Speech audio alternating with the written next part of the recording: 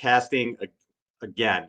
49ers Web Zone, No Huddle Podcast. I'm Al Sacco, and we are lucky enough to have with us, dare I say, the faces of the Gold Standard 49ers podcast network. Rob Michelle won't like that.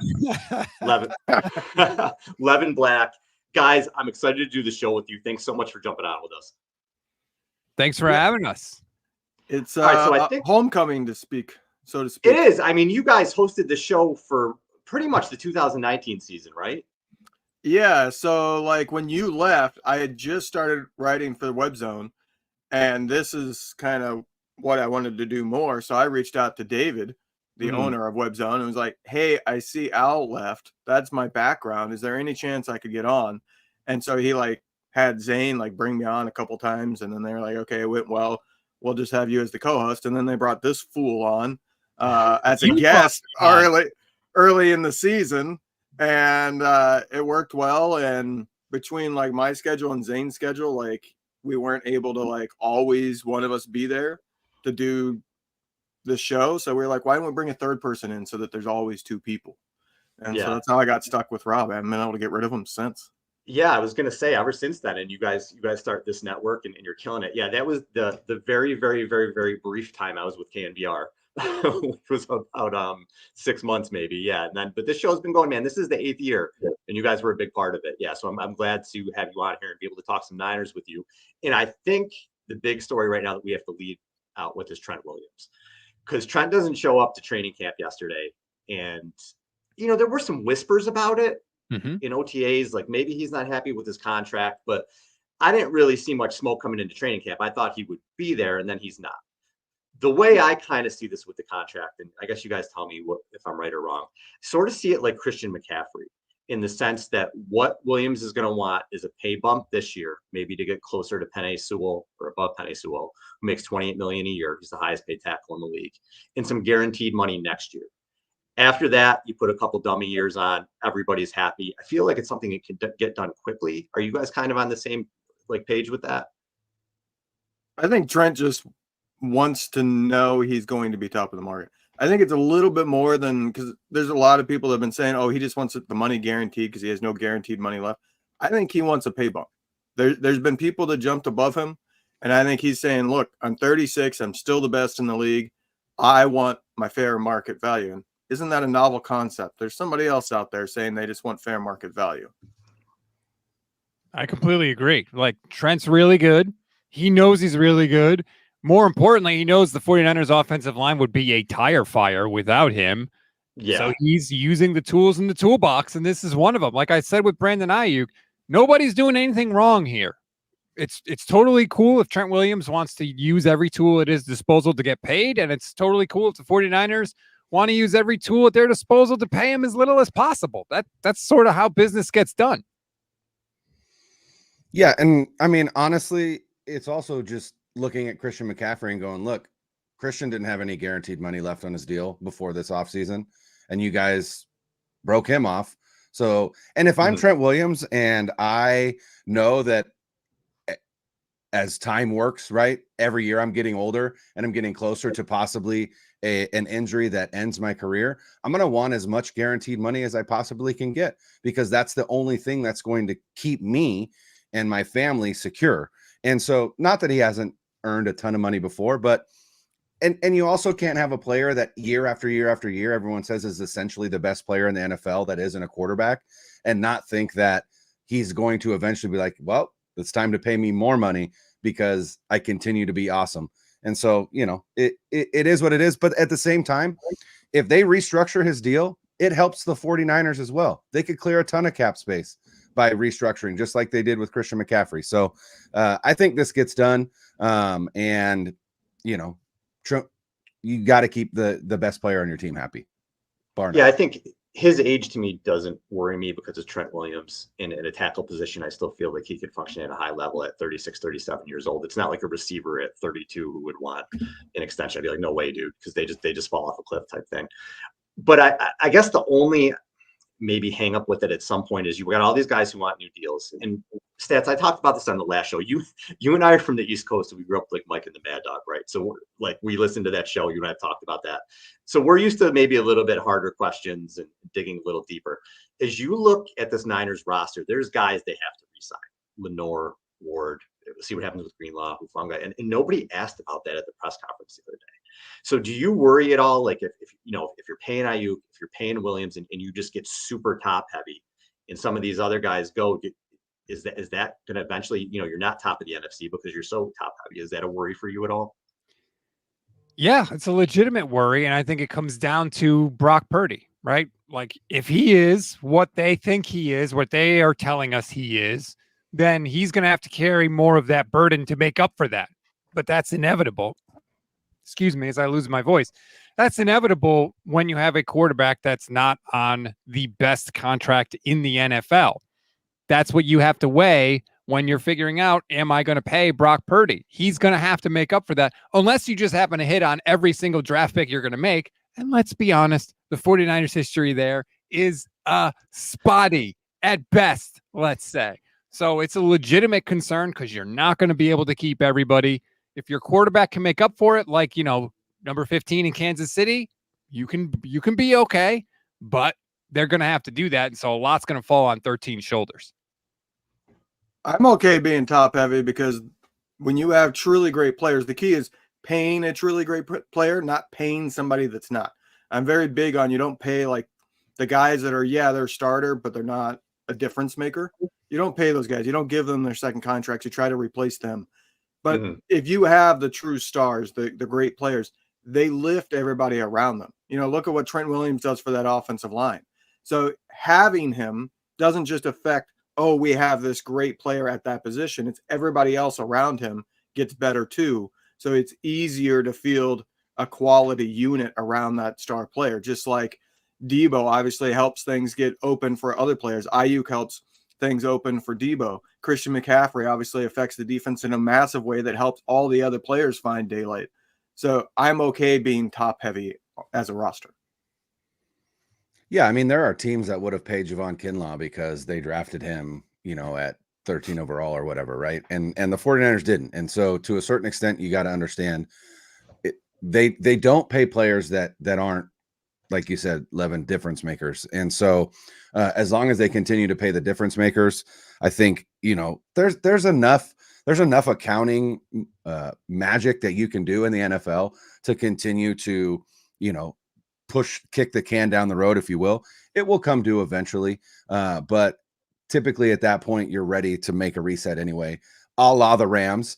And what we learned from the Rams is as long as you've got a head coach and a quarterback that you can win with, that reset doesn't necessarily have to be years down the road. It can be 1 year. It wasn't even 1 year for them, right? They made the playoffs in a year that nobody thought that they would. So like you said, Rob, as long as Brock Purdy is who the 49ers are telling us he is, and who, for the most part, I think a lot of fans think that he is, they'll be in great hands with Kyle and Brock at the helm, and they'll be able to really weather some of these tough situations down the road where you've got dead money from Trent or Christian or whoever it may be.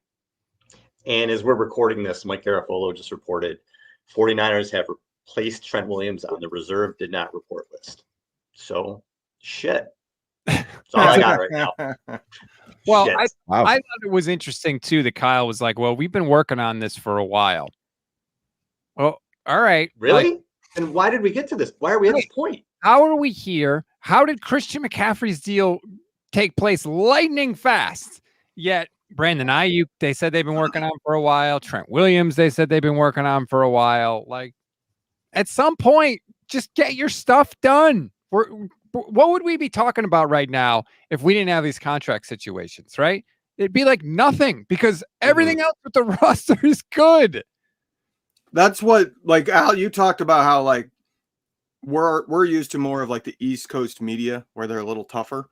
Yeah. Where is the question that says 2 years ago you had Debo, last year you had Bosa, and Bosa admitted that it affected him by missing all of training camp. This year you got Trent Williams and Brandon Aiyuk. What is it about your negotiation tactics do you need to change to get players to report on time to get their deals done? What is taking so long that you've had a contract situation extend into training camp 3 years in a row? Yeah, Yeah, I Brian, mean, you've been all over that. yeah, and I mean, somebody asked, and I don't know who it was, but somebody asked John Lynch basically in that first press conference, why is this happening?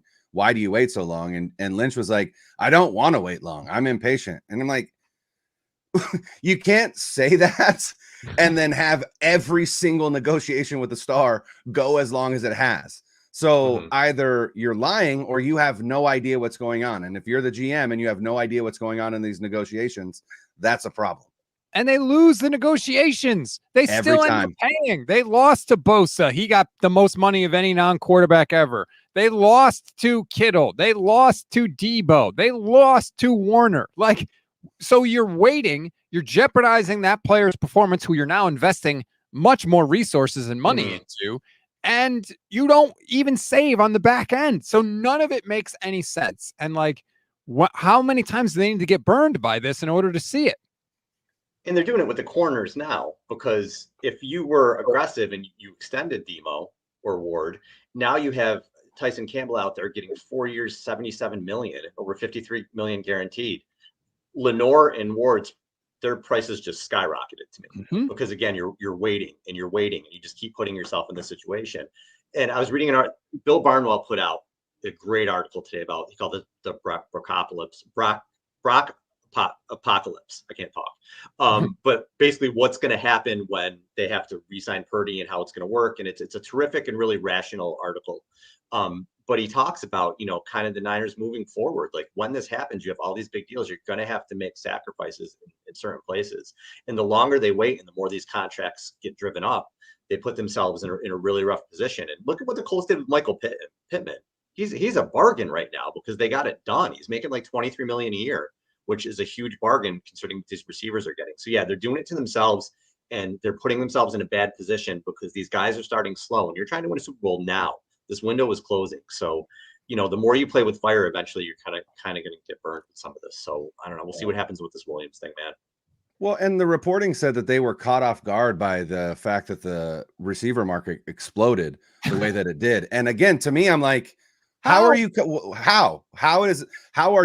caught off guard by something that literally everybody else could have seen? And so again, like you said, Al, Michael Pittman, right? If they came to Aiyuk in April and put a $27 million a year contract on the table or a $28 million a year contract on the table, I'm hard pressed to think that he would have said no to that. Right. But they came with an offer that was fairly high at 26. Right. And then his team goes, well, let's just wait then, because it's not this. There's no way this is their best and final. And so that's the thing is, sometimes just if you think this player is a star, come with your best and final. Like, stop screwing around and just do what you need to do to get it done. Yeah, and I think with the offensive line too, Williams is so important to that unit because they haven't invested a lot of resources there. In stats, you were telling me, I haven't heard it yet, but you were telling me about the Tim Kawakami, Kyle Shanahan interview, and he asked him about the offensive line, right? You said. Yeah, so Kyle was a guest on the TK Show podcast on The Athletic, and it was a really good conversation. If you hadn't heard it, it's not that long. It's only about a half hour. And Tim, I thought, asked some really good, blunt questions. And one of the questions he asked him is, why don't you take offensive linemen in the draft? And here's what Kyle said. I've heard the narrative that, that we're ignoring the O-line and stuff and everything. And if we felt the O-lineman was the best pick there's no doubt that's who we'd take. But there's some O-linemen there at the end of the first round that you feel they have just as good of a chance as the guy at the end of the second round. One's a higher prospect and might have a higher ceiling, but I'm not too concerned about the ceiling. I want to know if he's going to be a starting left tackle, a starting left guard, whatever, a starting NFL player. And if you are a starting NFL lineman, I think we can have a good team with you. Now, if we have a bunch of starting NFL linemen, there's no one who can score points, we're not going to have that good of an offense. Yeah, Kyle, you already got the rest of the team, though. That's the difference. Like, that's the part that annoyed me, is no one's saying take an offensive lineman with every pick. But you have Debo and McCaffrey and Kittle and Juwan and all these guys. Is another wide receiver in Ricky Pearsall going to help more than an offensive lineman? No. And so that's what people were saying. So that answer did frustrate me a little bit. Yeah, see, there's a different part to that answer that frustrated me the most.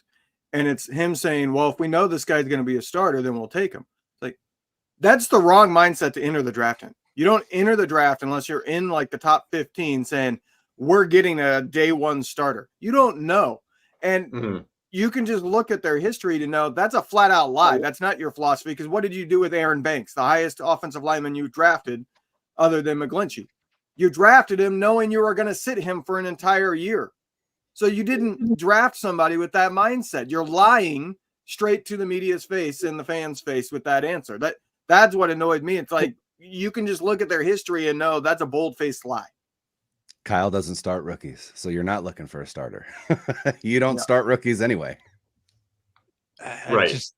The whole thing I thought was really, really weird. There's a second part of the answer too. Listen to the second part of this answer. I've never been on a team that was favored to win every game the whole year before the season started. And we've been that 2 years in a row. So what that tells me is people think we got a really good roster. Well, if we were drafting only O linemen, we wouldn't have as good of a roster. You know, I think one of the things with to only draft O linemen. I don't get it. No one's Kyle asking is you to do that. Yeah, he's a phenomenal coach. I also think he is really set in his ways, to say the least. I just think he really has his way that he wants to do things. And offensive line, I feel like left tackle is always a priority. They had Staley, and when he wasn't there, they went right to Trent Williams. And I think he's kind of like, yeah, I'll just get guys who kind of fit my system other than that. And you can make the argument. I always say this, there's a million reasons why, or countless reasons why they lost those 2 Super Bowls, but interior offensive line was certainly a big one of those reasons that they lost it. And here's something that's going to stick out to me in the coming years. We'll see how it goes, but the second round of this year, they traded back to take Renardo Green, right, cornerback. The 2 picks before that, Roger Rosengarten, who they were tied to. There were rumors that they liked him. The Ravens took him at 30, so obviously you could trade up if you feel like that's going to happen. If the team's going to jump you for a player or take a player before you want him. And then they trade back and the Chiefs take, I'll probably screw his name up, but Kingsley Salamatea, who's another tackle.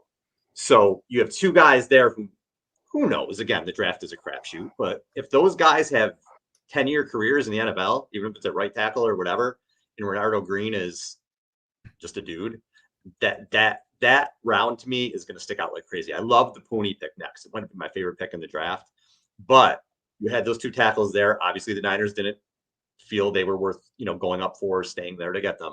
But I'm going to have that circled for a couple of years, and I'm going to have my eyes on those guys, especially as we see how the Niners offensive line moves forward in this next window. And the Green pick is like, okay, you could see, right? Ward's a free agent. Lenore's a free agent. Mm-hmm. They could use another corner. Like, you can never really have enough good corners. So that's cool. Like, I totally get that. The Pearsall pick, I understand why people were frustrated. I also think that was kind of a hedge too, because you don't know what's going to happen with Debo and Aiyuk. But right. I understand more the frustration with that one, because it's hard to keep saying Super Bowl window when you had a glaring need there and you went luxury. You went seat warmers instead of, transmission or brakes or a more vital part of the car. And let's not forget, like, the draft is not the only way you could address the offensive line. You traded for Trent Williams. That's the only reason why your offensive line is somewhat passable. Mm-hmm. You could invest in free agency, or you could try to trade for somebody else. Now, obviously, it's kind of slim pickings in those 2 markets, and it's hard to find the right guy in those markets because really good offensive linemen don't tend to hit free agency. They get paid. And if they're on the trade market, it's huge draft compensation followed by a huge contract if you're wanting to trade for them. So it's hard to do. But if you're saying you don't want to invest in the offensive line unless you know you have a starter, the trade and free agencies where you can know you have a starter. Yeah, and I mean, you look at some of the sliding doors in previous drafts. Creed Humphrey, right? Creed Humphrey is a perfect example for me. Just absolutely dominating on the Chiefs offensive line, and was there for the 49ers taking, and they passed. And you know, I know that they have a bit of a different, I guess, scouting eye when it comes to the center position. And honestly, like the fact that, again, they think Jake Brendel is a better option than Creed Humphrey. I feel like that doesn't make sense to me, but you know, it is what it is. But yeah. And Rob, I understand thinking that Pearsall is a luxury pick, but I feel like the pattern that they've had in the draft really over the past 3 years is we're drafting this year for the following year and the year after.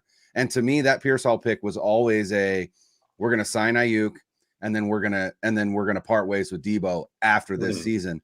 But I also think that it is a bit of a reaction from Kyle to what happened in the Super Bowl. You know, when it came to once Spagnuolo went to a press man dominant defensive scheme in the second half, he absolutely shut the 49ers down because Debo couldn't get open.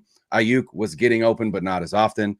He was more successful than Debo, but I still feel like that game plan was Debo heavy. And so again, Debo was oftentimes the first read or the read that the play was supposed to go to, and they just weren't successful. And I think in Kyle's mind, he's like, look, if we can get Pearsall in, he's a route technician like Aiyuk is. That is what we need with Brock Purdy, right? It's all about timing. It's about Purdy trusting that player is going to be where he needs to be. That's not Debo's game. Debo's an incredible football player. I love Debo to death. I love watching him play. I love seeing him with the ball in his hand. That's not his game.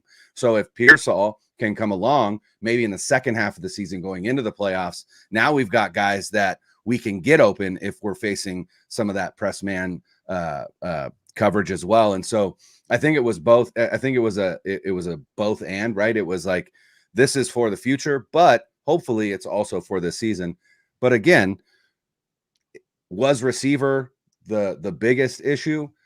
I mean, you could point to one play that theoretically really torpedoed their chances in that Super Bowl, and that was the Spencer Burford play.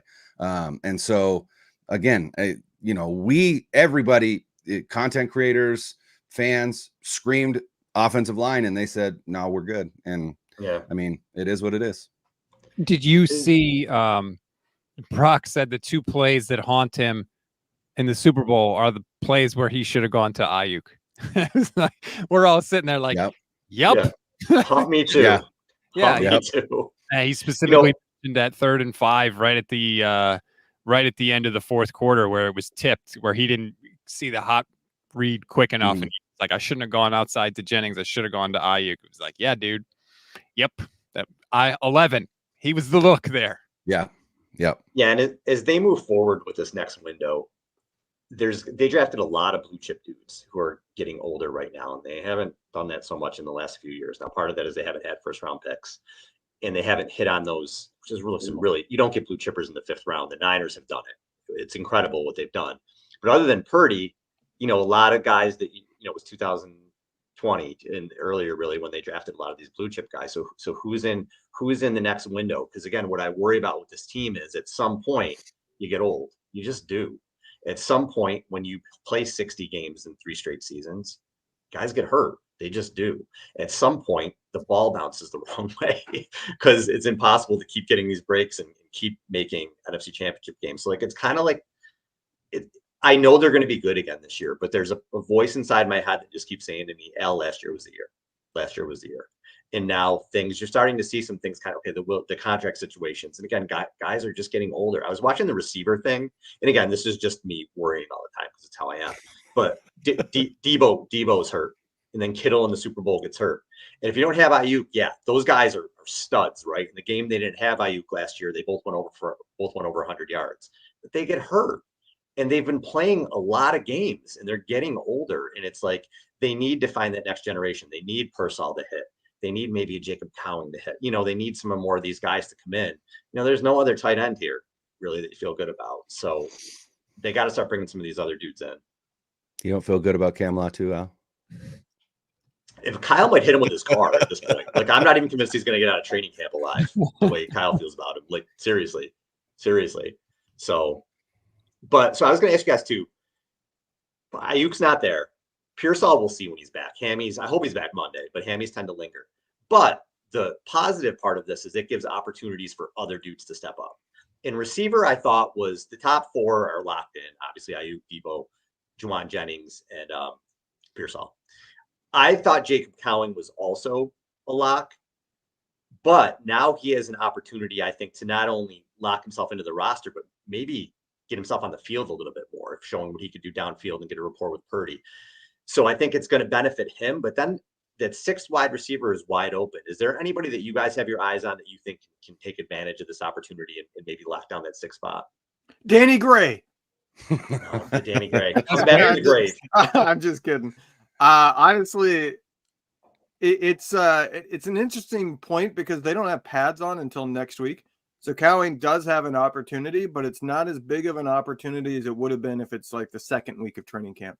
Mm-hmm. So I'll be curious to see, because we might get a ton of reports. Cowing might become like the training camp darling this season because he's got speed, and speed is even easier to show up when you don't have the pads on. Mm-hmm. So he might have a really good week and everybody's talking about him and then just kind of tail off and disappear. The 6th wide receiver, it really depends on how they want to go. Do they want to, because it's the 6th spot, keep a guy that's young that you don't think you can sneak onto the practice squad and let him develop? Or do you keep somebody like Chris Conley, who showed up in the playoffs last year, but is a veteran and the upside isn't there? Tariq Owens for life. Yes, Tariq Owens. No, well, and here's the other thing. They've already shown that Conley can get through waivers and can be placed on the practice squad. And so, I do think when you look at a situation like that, really what it is who is showing up and showing out on special teams, and who are we afraid that if we don't put them on the roster, we're going to lose them. I think that is who it's going to be. And whether that is, there aren't a lot of young guys outside of Cowing and Pearsall that you would look at and be like, they might get snatched up, right? There's, as Rob said, Tariq Owens.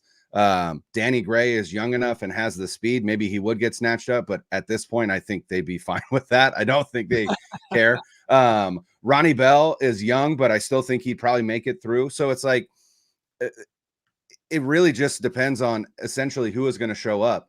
And I don't think we know that until, until the time that cuts come. I said on an earlier episode, I think a sneaky guy that could get that again is, and not for any other reason than Kyle Shanahan is just terrified of punt returns and just wants somebody that he knows won't botch it. And that's Trent Taylor, who isn't going to ever return a punt for a touchdown for you, but he's also not going to let it hit his foot or drop it or not remember to just fall on it instead of try and pick it up and run with it. And so to me, it's almost like the safest side of Kyle Shanahan's be like, I can trust this guy. Let's go ahead and go with him. The Bengals trusted him last year, and he did fumble one in a critical moment. That's why I don't. That's true. Like everybody says, the Trent Taylor's like you said, like that is his MO. That he's a safe, reliable option. He's not going to do anything crazy. I think I remember running the numbers when they first signed him, and it was of the 22 players that had. I think 30 returns over the last 2 years. He was 17th in average return yards. And he's not going to. Yeah. So it's like there's nothing there. If Kyle does that, that's the weakness of Kyle. The downside of Kyle is that if he ever trusted you in the past, he's like really hard to give you up. And Trent Taylor shouldn't even be on this roster. Like he's done. All he does is punt return, and he's fumbled twice in the past year. Like there's nothing there. I don't get it either. And hopefully he could just be a training camp body. I actually call the guy that gets pumped up every year in training camp. I literally call the Trent Taylor Memorial. How many years did we hear about his report? Jimmy Garoppolo. Oh man, look at be Wes Welker. Yeah, right. No, man, no. So if Kyle is so terrified of punt returns, and I agree that he is, and after this year's Super Bowl, I don't think that's going away. Just don't put anybody back there. You can't fumble it if you don't put anybody back there. Just go for the blocks every time. Don't put anybody back there. and we'll start where we start. I don't think Kyle's worried about the offense gaining yards. True. Very true. All right, you guys. So I got an email. I ignore a lot of these emails that I get or whatever, but I got one that was actually pretty interesting to me. And it was from casino.org, where they did, they got some data where they pulled thousands of NFL fans to see the most and the least miserable fan bases. Now, I was a little surprised, and I wanted to ask you guys some of these questions. I thought it would be a little bit fun. So essentially, the most points means you're the most miserable, and the least means you're the least miserable. The least miserable fan base in the NFL is the Chiefs at 13.24. Fair. The second least is the Niners at 16.78. And then when you go to third, it jumps all the way to 36.12. And the most miserable fan base in the league is the Carolina Panthers at 99.23. So they're just on suicide watch, basically. But I looked at this and I'm like, I don't know, man. Like every January, February, I'm pretty miserable. Like I'm in the corner with my beer after these playoff games, like holy shit, it happened again. So I feel like Niner fans are maybe, I don't know, a little too optimistic. And again, I know I got two East Coast guys on here who are probably miserable pricks like me. So I'll ask you guys, maybe you're not as miserable as me, I don't know. But I'll ask you guys, we'll go through these and we'll see if you guys agree with this. So first, these are scale of 1 to 5. The scale of 1, very poor, to 5, very good. How would you rate the competence of your team's management? After we just got done bitching about, but we just got done bitching about their contract negotiations. I would say 4.5. I'll take the minute. Like, if you could do it on a grade scale, it'd be like the A-. You know, where they're really good, but they got this one weakness that's starting to rear its head, and I want a caveat because that might become a much bigger deal that really downgrades them in the future. All right, so the fans said a 4, so they're pretty close to what we were. Yeah. So on a scale of 1, not upset at all, to 5, extremely upset, how irritated or upset do you get when your team loses? And the fan said 2.9.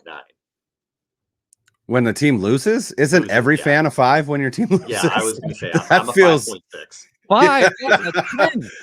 Yeah. Right. Like I thought that I was like, who are you asking that? Like, you're just like, oh, okay. Like we'll win next week. No, I'm pissed about everything when they lose. All right. 1 to 5. How satisfied are you with the team's performance over the last 5 years? 5 being the most? Yeah. 5. Yeah. No, it can't be a 5 without a Super Bowl. Yes, it can, man. No, it cannot. I am very satisfied, but if you don't win the Super Bowl, then let me put it this way. Would you rather have the last 5 years of that is the Rams history or the last 5 years of the 49ers history? I'm taking the Rams history because they have a Super Bowl title. Yeah, obviously we all want Super Bowl titles, but I keep having this fight. I swear, I feel like I'm in a time loop. It's still freaking amazing where the 49ers are. 4 is pretty amazing, but you cannot be a 5 if you haven't won a Super Bowl. I agree with Levin. 4.9. I agree with Levin. So the fan said 4.1. And then the last question is on a scale of 1 to 5, 1 being never, 5 being always. How often do you feel let down by your team? And this, to me, these two things go together. So the fan said 2.5. But when I look at it during the regular season, I feel great. I'm not let down. But the kicks in the balls, like if you've seen Montana and you were there for the 90s, you can kind of deal with what you've seen the last however many years. But if you're like a Niner fan who's 30 or younger, all you know is pain. So like, yeah, they've had some really good seasons, but the end of it has been, dude, we're like in Buffalo Bills territory. We really are for this generation of Niners fans. Like it's been so bad the way that they lose and how close they've come. So I don't know. Like, I feel like it's got to be a 2-part. Do I feel let down by? Yeah, it sucks. Like it sucked. But also, I think a lot of teams would trade with them. So it's a double-edged sword. Sure. The season is always, the end of the season is almost always a kick in the balls, unless you lose the Super Bowl. It was a kick in the balls for the Packers, right? It was certainly a kick in the balls for the Cowboys, although their whole existence is like a kick in the nuts. I mean, right? Like every team, the Ravens in the AFC Championship game, like it always is going to feel like that. It's not just because the 49ers, have been so close to a Super Bowl. Anytime you lose in the playoffs, it feels like that. Niner fans had just kind of forgotten that because outside of the fluke thing with Brock Purdy's elbow, they basically don't lose in the playoffs. Like they've been really, really, really good. And if you go back and you were just talking about the 90s, if the Niners do manage to get one Super Bowl, this era right now is right up there with the 90s. It's right there. And I feel like we're all angry and frustrated, and I get that, and I'm there with you, but we should also zoom out a little bit and be like, damn, this is still awesome. There's actually two teams that enter the offseason satisfied and excited. The team that won the Super Bowl and the team that secured the number 1 pick. Because as soon as the season ends, they probably accepted going into the season, we're not winning anything this year. So the moment they secure that number 1, like in the offseason hits, they go, all right, who are we getting? So they're excited going in the offseason. But how much I feel let down, I feel like it's almost like a heartbeat graph. Because if you go to like the beginning of the season, the first 5 weeks, they don't let me down at all. And then that week, like 6, 7, 8, 9, most seasons, they've let me down completely, and it goes flatlining because they seem to go through this stretch the last 2 years where they win 5 games and then they decide we're taking a month off from football. Right. But then like end of season comes and I'm super satisfied again until you hit February, and then February, March, and until the draft in April, I'm super dissatisfied. And then from there, it slowly ticks up until you get to the regular season again. Yeah, I don't know what it is, but they are allergic to winning football in October. It's weird. It's like I don't know. And then November hits and they're like, oh yeah, this is kind of the second half of the season. Let's turn it on again, because they have always been a second half team, both in games and in seasons. Obviously, except for 2019 and 2023 when they started 5-0. But and here's the thing: only one team is ever going to win the Super Bowl, and I'm going to always think it's going to be the team with the best quarterback on the planet, and that's Patrick Mahomes, until somebody proves otherwise, right? And so I'm going into this season thinking the 49ers have a shot, but Patrick Mahomes still exists. And so are they going to win the Super Bowl? I damn sure hope so, but I don't think it's as likely as it would be if Patrick Mahomes didn't exist. But it's still an enjoyable ride, right? Like just think about what it was to be a fan in the Mike Singletary era, in the Mike Nolan era, in and I'm using era loosely, the Chip Kelly era, right? Like that was miserable. It was miserable. And so the fact that I can go into every season knowing, since really 2020, really, my team has a shot to win the Super Bowl, that's really all I can ask for. And then if they win it, I'm ecstatic. If they lose, I'm devastated. But at the very least, I got to watch my team play winning football for an entire season and enjoy the ride. And so to me, that's where it's like, is it heartbreaking to not get a Super Bowl? 100%. Do I consider the season a failure if they don't win the Super Bowl? I mean, that in and of itself is a failure, losing the Super Bowl, but the season as a whole, absolutely not. It was a hell of a ride, and I enjoyed every second of it. Don't you think there's some hypocrisy, though, when the 49ers invite Patrick Willis, Navarro Bowman, Jim Harbaugh, all those guys to be honored at Levi's Stadium during the season, and they are met with cheers and applause, and they should be. They didn't win a Super Bowl either. And I feel like if you tried to do that with Kyle Shanahan, people would be spitting on him, booing him, all that. Give it a decade. A decade after he leaves, if he came back, people would cheer him. But also, no one expected that out of those guys. Like when Harbaugh came in, nobody expected that. So I always felt that team was an underdog, had an underdog feel to it. I do want to say, but you're right, Stats. Like people should appreciate it a little bit more. I just want to say two things. The Packers sort of were playing with house money in the playoffs. Nobody expected them to be there. They're ascending. If you're a Packers fan, it's like, you know what? We won a game. We gave the Niners all they could handle. We're going to be there this year. I think here's what I worry about with Niners fans. Not so much us who've seen the Super Bowls. Like we got that. We saw a Super Bowl. We're okay. But these younger fans, okay, my wife is a Bills fan. She grew up in Buffalo. Anytime the Bills are like ahead in the playoffs or things are looking good, her face just glazes over. She knows it's coming. She doesn't know how it's going to happen, whether it's a missed kick or whether it's, McDermott screwing up and Leslie Frazier screwing up the end of the game. She doesn't know how it's going to happen, but she knows it's going to happen. And I worry about that for us, for this fan base, that at some point, those who haven't seen a Super Bowl, we're going to be up by 10 with 2 minutes left in the fourth quarter, and everybody's face is just going to glaze over. I'm there. I was there in the Super Bowl when they were up. I was like, it's coming. They're going to have to keep scoring. The defense is not going to stop Mahomes. This game's not over. Like I at no point it was like, whoa, we got a 10-point lead in the Super Bowl. Like it was still sitting there like, all right, when is it going to drop? Yeah, you want to see dead inside live with the Bills fan when the Bills game is on. Just dead.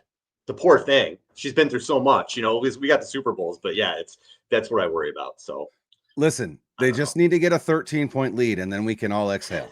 Once they get a 13-point lead, then we know this time it's different. It's 13 points, not 10. Or they just need to not play Patrick Mahomes in the Super Bowl. Like, man, like think about 94, right? When the Niners won that Super Bowl, they smashed the Chargers. We haven't seen Super Bowls like that. There are no blowout Super Bowls anymore. They're always tight, it feels like. And I feel like that it's allowed. You're allowed to do that. But the 49ers have been in this situation where these games are always tight. But like in theory, they could go up against a different AFC team and smash them. Yeah. Or you drop an interception in the NFC Championship game, or your quarterback gets his elbow knocked into and it explodes. It's always been something, man. You know what I mean? Or it's, you go back to the Harbaugh years. Like it's been heartbreak in the worst possible way. I feel like 7 times now? Seven, right? It's been 7 excruciating playoff and Super Bowl losses, I think. Like excruciating. Yeah. I mean, some of them, just the bizarre playoff history, good and bad for the 49ers. They went into Lambeau Field against Aaron Rodgers, didn't score an offensive touchdown, and won the game, right? You had the crazy game in 2011 against the Saints where there was like 8 lead changes in the last 2 minutes of the game. Mm-hmm. They almost pulled off at the time the biggest comeback in Super Bowl history, and the Ravens when the friggin' lights go out in the middle of the biggest game of the planet. Like, they have had some bizarre and memorable Super Bowl moments. The 2 biggest comebacks in the history of the NFC Championship game are 49ers comebacks, one against Atlanta and one obviously this year against the Lions. Yeah. Like the playoff moments from this team in the last 20 years have been unbelievable. Makes me feel like somebody made a deal with somebody that has some kind of sway over time and space for that 94 team. They're like, look, we're going to give you Dion. You're going to smash the league. You're going to smash the Super Bowl. But listen, we got to get it back in some way. And we've gotten it back tenfold now. It's been, well, let's be honest. That would have been Dion. And then he made the same deal going to the Cowboys the next year. And both franchises have been nothing since. That's a great point. Maybe it is Dion. That's a great point. But you guys have brought up Mahomes multiple times and how hard it is to beat him. And I got a theory on why the Niners struggle. And Rob, I think you have the audio because it has to do with the audio that Kyle was talking about being able to change things at the line of scrimmage with Purdy. Do you have that audio? Yeah. Okay. Here is, can Brock Purdy change the protections at the line of scrimmage? He has the same responsibility every quarterback I've ever coached has. It's like Matt Ryan changed protections his whole career. And then he got with me and he's like, I can change that. I'm like, go ahead. If you see it, change it, pick it up. Much rather throw deeper. But we have an offense that's built to where you don't have to. You're hot. You can't just throw it to Julio for a 5-yard gain. And they are bailing at that time. And I bet you Julio turns it into a 13-yard gain. And if you do that the whole game and you just trust that we have an answer, now your mind's a lot more clear and you can play at a higher level. But go ahead. If you see something, dude, you always have freedom to make something better.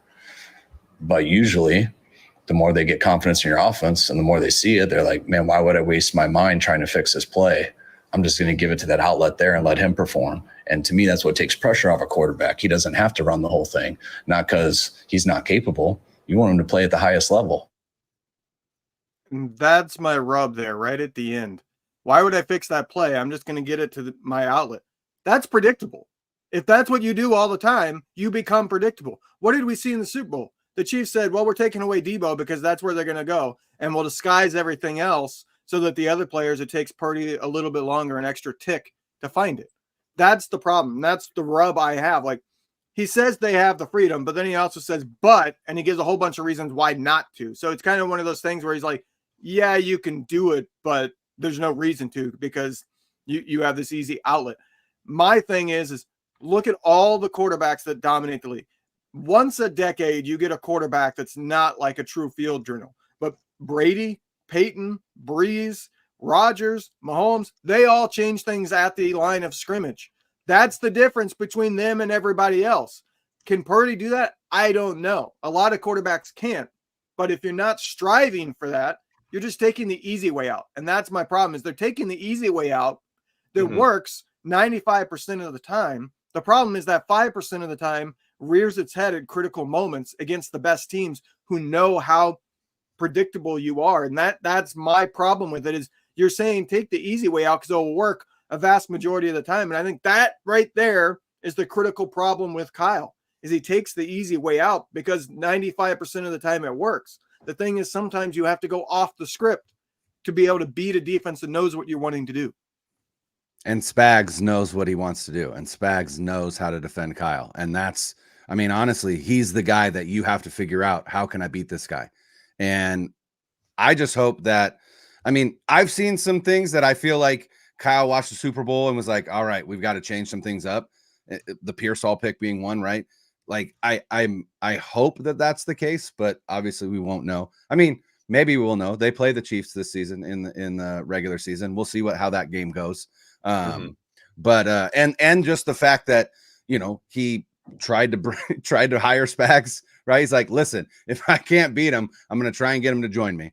You know, even interviewed one of his lieutenants for the open spot. I don't know that he ever thought that he would hire that guy. I think that was just a fact-finding mission. But I think Kyle understands, like, all right, Spagnuolo knows how to defend me. I've got to figure out how to change some things up to at least surprise him a little bit.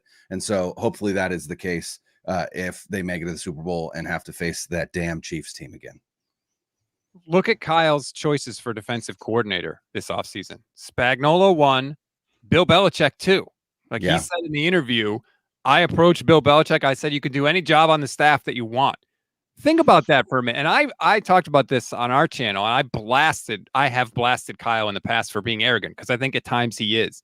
I think that shows a ton of humility by Kyle Shanahan to say to Bill Belichick, a guy that is way more accomplished than he is, the greatest coach of all time with a fistful of championship rings, and he was going to hire him. Think about that dynamic, what it would have been like when they walk in the room and you've got Kyle here, the head coach, and this other coach on the staff who's way more accomplished with all these Super Bowl rings coming in.